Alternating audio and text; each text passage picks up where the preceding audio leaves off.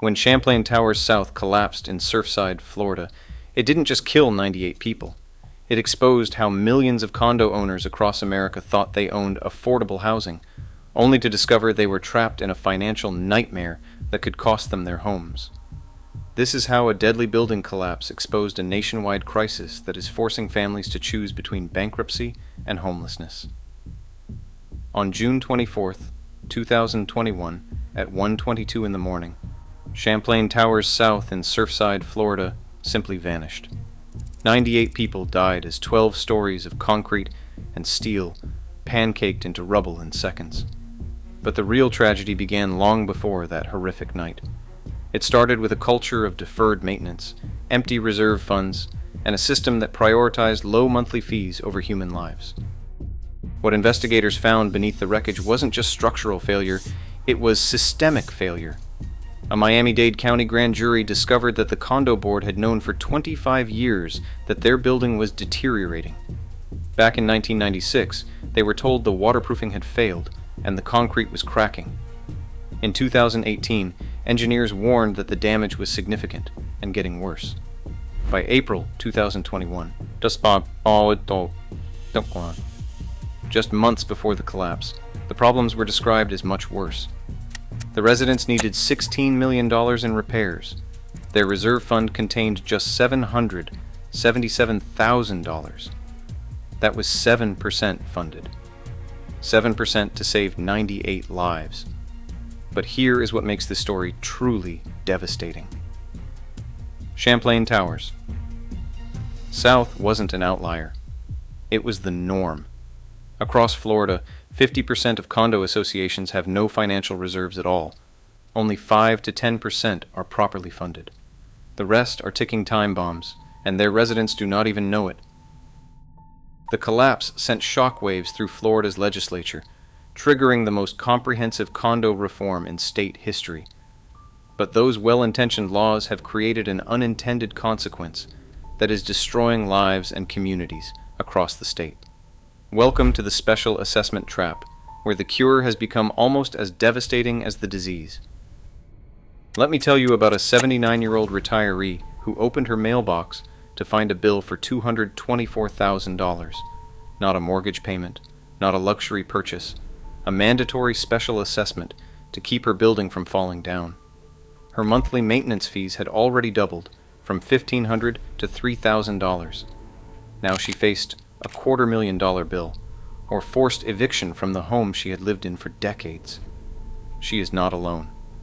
At the summit, a pair of 25-story towers in Broward County, each resident faces an average assessment of $99,000. At Mariners Bay, 46-unit owners each owe over $100,000. The residents of Murano at Portofino in Miami Beach are staring down a $30 million assessment that averages $160,000 per unit. These are not luxury buildings with wealthy residents. These are the condos that provided affordable housing options in some of America's most expensive markets. In Miami-Dade, half of all condo sales in 2024 were priced below $300,000. These older buildings represented one of the few paths to homeownership for working families, retirees, and young professionals. Now that affordability is evaporating before our eyes, the new Florida laws require buildings 3 stories or higher to undergo milestone inspections at 30 years of age, or 25 years if they are within 3 miles of the coast. They must also complete structural integrity reserve studies and maintain proper funding for future repairs. On paper, these requirements make perfect sense. In practice, they are financial earthquakes. The financing challenges are compounded by federal lending standards. Fannie Mae and Freddie Mac now require condo associations to meet strict reserve funding requirements before approving mortgages, meaning even qualified buyers cannot get financing for units in buildings with assessment uncertainty. Consider what happened to Rodriguez, a condo owner who listed his unit for $350,000. As assessment fears mounted and buyers fled the market, he was forced to keep dropping his price. The unit finally sold for $110,000, 42% less than what he paid for it. He lost over $200,000 in equity, not because his building was condemned, but because potential buyers were terrified of hidden assessment costs. The numbers across Florida are staggering. Listings for condos over 30 years old have surged 56% year over year. In South Florida alone, condo inventory jumped from 12,500 units in the third quarter of 2023 to over 20,000 units by 2024, a 143% increase. Condo prices statewide have dropped nearly 10% in the last 12 months, the largest decline since the 2009 housing crash. In August 2025, the median Florida condo price hit $285,000, down 8% from the previous year and 14% below the July 2023 peak. But the price drops tell only part of the story. The real crisis lies in the monthly costs that are crushing existing owners. Homeowners association fees in Florida cities are skyrocketing. Tampa saw 17% increases, Orlando 16%, Fort Lauderdale 16%. Hector Vargas, who manages high-rise buildings across South Florida, reports reserve fund requirements are driving fees up 30 to 40% across his portfolio. Then there is the insurance crisis that is compounding everything. Between the Surfside collapse and recent hurricanes, condo insurance premiums jumped over 50%. Citizens Property Insurance Corporation, Florida's insurer of last resort, has become the primary coverage provider for thousands of condo associations after private insurers fled the market. Miami homeowners now carry the highest insurance burden in America, averaging $22,700 a year. The statewide average hit $14,140, the highest in the nation. At Mariners Bay, Association President Galliano watched helplessly as insurance costs exploded 800%. Insurance went up 800%, and that was insurmountable, he said. Combined with the massive assessment requirements, his building faced an impossible choice: bankruptcy or dissolution. They chose dissolution. Every owner will be forced to move out permanently.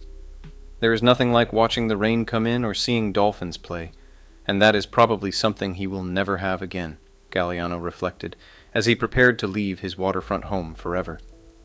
The human cost extends far beyond finances. I spoke with a young couple who described the emotional toll. The fiancé is overwhelmed and hates the situation. Despite loving their condo, their neighbors, and their community, they are being forced to leave because they simply cannot afford an additional $1,400 monthly on top of an already tight budget. They told us they truthfully love it. They love their condo. They love the location. It is in a good area. They have made friends in the area, their neighbors, and they are happy here.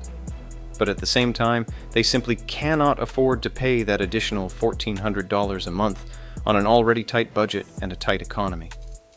This is the cruel irony of the post-Surfside reforms. Laws designed to prevent another deadly collapse are forcing people from their homes through financial collapse instead. The crisis has exposed fundamental problems in how America structures condo ownership.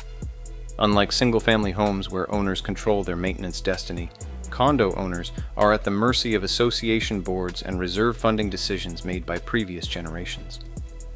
The practice of kicking the can down the road, deferring expensive repairs to keep monthly fees low, created a massive hidden debt that is now coming due all at once.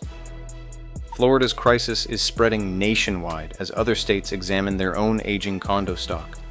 2/3 of Miami's condo buildings are over 30 years old. Nationally, hundreds of thousands of buildings are approaching or have passed the critical age thresholds that triggered Florida's reforms. The regulatory response has been a delicate balancing act between safety and affordability. Governor Ron DeSantis initially championed the post-Surfside reforms, but as the financial crisis unfolded, he acknowledged the unintended consequences. We're now seeing some problems that I think were unintended that have popped up, and we have a responsibility to act to make sure that people can stay in their condo units. In June 2025, DeSantis signed House Bill 913, providing some relief measures.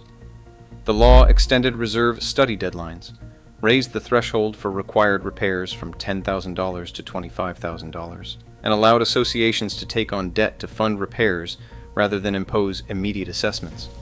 It also permitted a 2-year pause in reserve contributions to prioritize funding for critical safety repairs. Alongside this legislation, DeSantis also signed the My Safe Florida Condo program, providing state grants for hurricane mitigation improvements to qualifying associations. But these measures are double-edged. While they prevent crushing immediate assessments, they may simply defer the financial reckoning. Associations taking on debt to fund repairs create long-term obligations that will affect fees for years to come and may ultimately cost owners more through interest payments. Miami-Dade County created a relief program offering loans up to $50,000 to help primary residence owners pay their assessments. Over 1,200 loans have closed, averaging $26,500 each. But even this program had to pause temporarily due to overwhelming demand, highlighting the scale of the crisis. The compliance picture remains troubling. As of early 2025, fewer than 25% of condo associations have confirmed compliance with the new requirements. In Miami-Dade specifically, only 47% of qualifying buildings had reported structural inspection compliance. The December 31st, 2025 deadline for reserve studies looms, and many associations remain unprepared. Miami attorney Luis Konski summarized the fundamental dilemma. It's a question of, do you save money or do you save lives? You can't do both. The Surfside collapse proved that chronic underfunding of building maintenance can be literally fatal. But the financial shock of sudden compliance is destroying communities and displacing families. The market is showing some early signs of stabilization.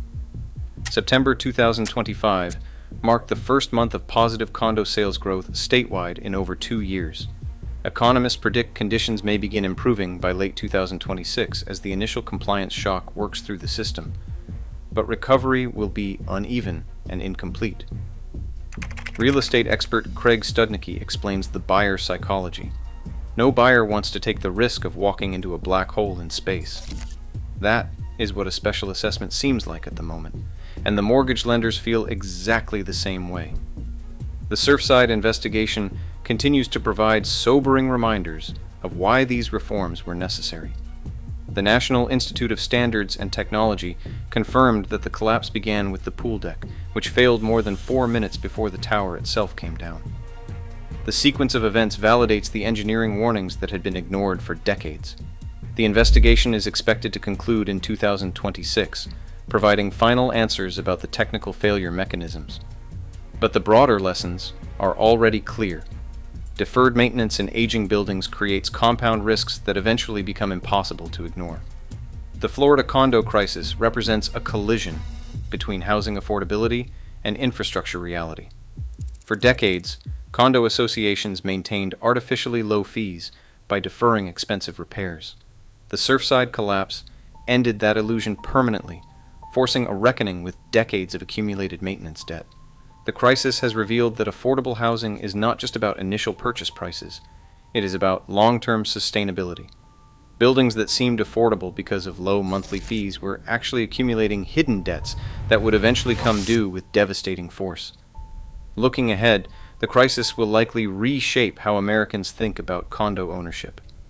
Buyers are learning to scrutinize reserve funds, inspection reports, and long-term capital needs with the same intensity they once reserved for location and amenities.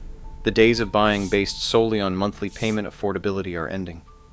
For current owners trapped in the crisis, the choices remain stark. Some will find ways to pay crushing assessments to preserve their homes and communities. Others will be forced to sell at massive losses or walk away entirely. Some buildings will dissolve, scattering longtime residents across an already challenging housing market. The tragedy of Champlain Towers South was supposed to prevent future tragedies. In many ways, it has succeeded. Florida's buildings are becoming safer and better maintained. But the financial tragedy it unleashed continues to unfold in living rooms and mailboxes across the state, as families discover that the true cost of their homes was hidden in decades of deferred bills that are now coming due all at once. The special assessment trap has transformed the American dream of homeownership into a nightmare of financial uncertainty. Until we find better ways to balance building safety with housing affordability, millions of condo owners will remain trapped between the fear of collapse and the reality of financial ruin. This is the legacy of Surfside, not just 98 lives lost in a moment, but thousands of families displaced by the financial aftershocks of a tragedy that should never have happened in the first place.